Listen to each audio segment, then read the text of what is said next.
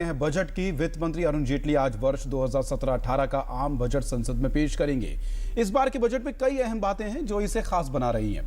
वित्त मंत्री पर आम जनमानस की अपेक्षाओं का बोझ होगा और देखना होगा कि किस हद तक वो देश की जनता, उद्योग, व्यापारी वर्ग और बाजार की आशाओं को पूरा कर पाते हैं। 1 फरवरी यानी बुधवार को वित्त मंत्री अरुण जेटली संसद में बजट प्रस्तुत करेंगे और इसके लिए सारी तैयारियां पूरी हो गई हैं। हर किसी को इंतजार है वित्त मंत्री के पिटारे का। इस बार का बजट कई मायनों में ऐतिहासिक साबित होने जा रहा है। ये पहली बार है कि बजट 1 फरवरी को पेश किया जाएगा।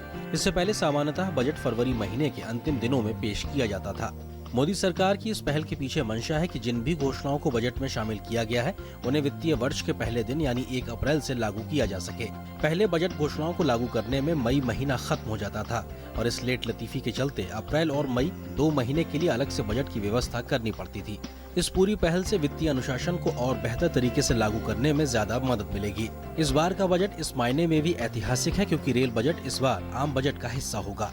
इस बार रेल मंत्री अलग से रेल बजट प्रस्तुत नहीं करेंगे, बल्कि वित्त मंत्री के आम बजट में ही रेलवे से संबंधित घोषणाएं शामिल होंगी। बजट ऐतिहासिक है तो लोगों की उम्मीदें भी काफी ज्यादा हैं। आम लोगों से लेकर कॉर्पोरेट सेक्टर तक सभी वित्त मंत्री के बजट भाषण का बेसब्री से इंतजार कर रहे हैं। इस बार बजट में इनकम टैक्स और कॉर्पोरेट टैक्स में राहत की उम्मीद की जा रही है। बजट को लेकर लोगों की भी उम्मीद है कि सरकार इनकम टैक्स की छूट जो कि अभी 2.5 लाख रुपए है उसे बढ़ाकर 3 से 3.5 लाख रुपए के बीच कर सकती है। साथ ही होम लोन के ब्याज पर टैक्स छूट को लेकर भी लोगों को खासी उम्मीद है कि सरकार उसमें भी रियायत दे सकती है। This year I'm expecting the tax systems to change, make it more progressive and to introduce more things like digital payments, like though he's introduced Bheem, but introduce more things that people get a hang of, like even if this currency thing is being a problem right now, bring about more initiatives, allocate more budget to the digital sector. There should be a good tax rebate for salaried class in particularly because we have not seen much tax rebate. Important thing which is much bigger is because of the middle class. If it helps them to get closer to the dream of owning their dream house. छोटे कारोबारियों खासकर MSME sector को इस budget से खासी उम्मीद है।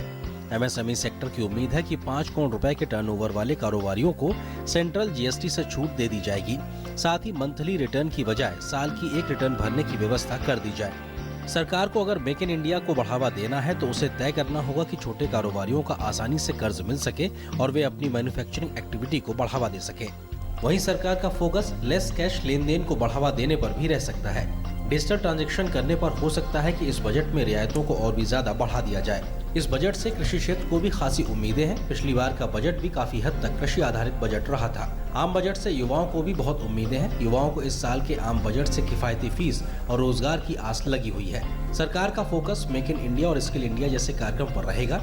उम्मीद की फहरिस्त काफी लंबी है, लेकिन वित्त मंत्री के पिटारे से क्या निकलता है इसके लिए बजट का इंतजार करना होगा। DD news.